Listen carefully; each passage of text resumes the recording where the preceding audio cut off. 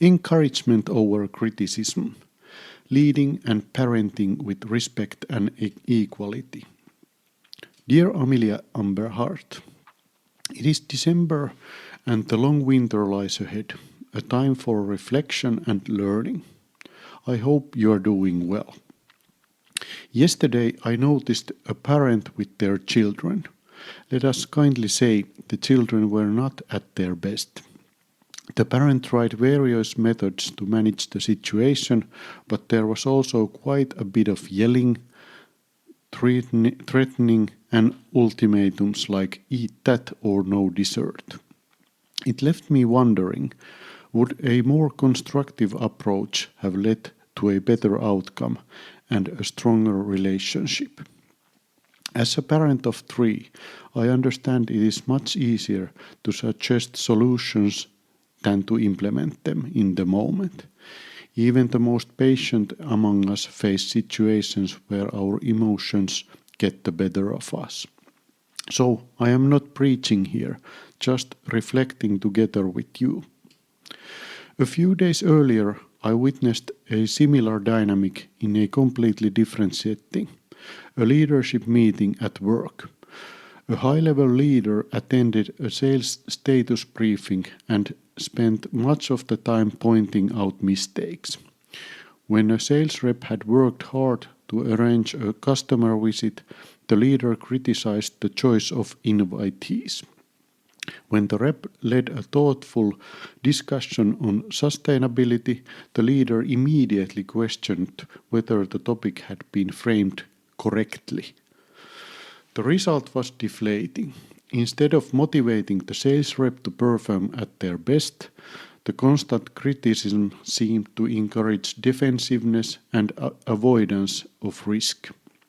Trust in the leadership likely diminished, and satisfaction at work was surely impacted.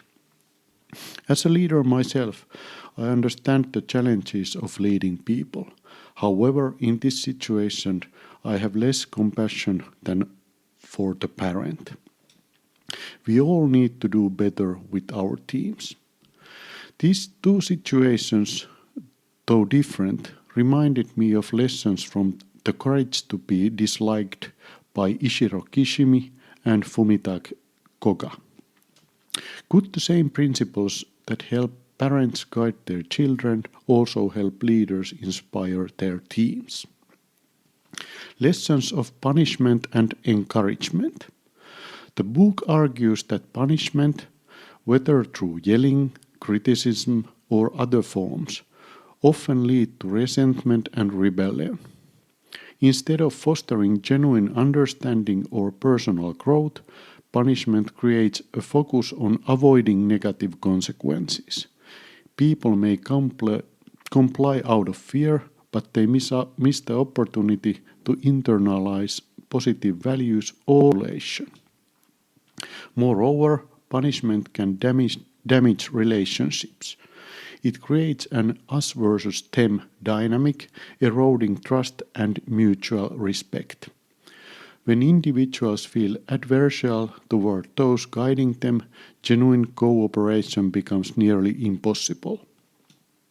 By contrast, encouragement builds intrinsic motivation and self-worth. It emphasizes recognizing effort and improvement rather than simply outcomes.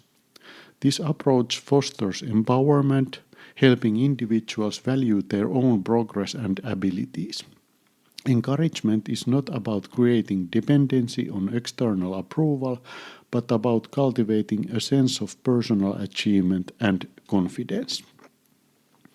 Respecting equals. Whether we are speaking to a child, a team member, or anyone else, we must approach them with respect, as equals. This is not just about politeness. It is about recognizing that everyone, regardless of age or position, has intrinsic worth and potential. When we treat others this way, we tap into their intrinsic motivation, encouraging them to bravely give their best effort. When we discuss a better way to handle a situation, framing is essential. Instead of implying that someone is wrong or bad, we can acknowledge that they likely did their best they could with the information they had. By approaching the conversation this way, we show that we trust their intentions and capabilities, which strengthens the relationship and inspires growth. For a parent, instead of saying, "If you do not eat your dinner, no dessert for you," you might say, "I know you are not feeling hungry, but it is important to eat something healthy now so you have the energy to play and grow. How about trying a few bites together?" For a leader, instead of saying, "Why would you invite the wrong people to this meeting?" you might say, "You have put a lot of effort into organizing this visit. Great work. Next time, let us also consider inviting specific team to cover all bases." I'm sure you would have thought of this if you had known they were the key players. For you, my dear Amelia, life presents challenges in all relationships, whether as parent, a leader, or a friend. In those moments, remember the power of encouragement. Treat others as equals, recognizing their unique struggles and potential. By fostering trust and intrinsic motivation, you can help others grow while building stronger, more respectful connections. Winter may feel long, but it also offers us time to reflect on how we can lead and inspire, starting with kindness and understanding. This is your moment. Take command and show us the path.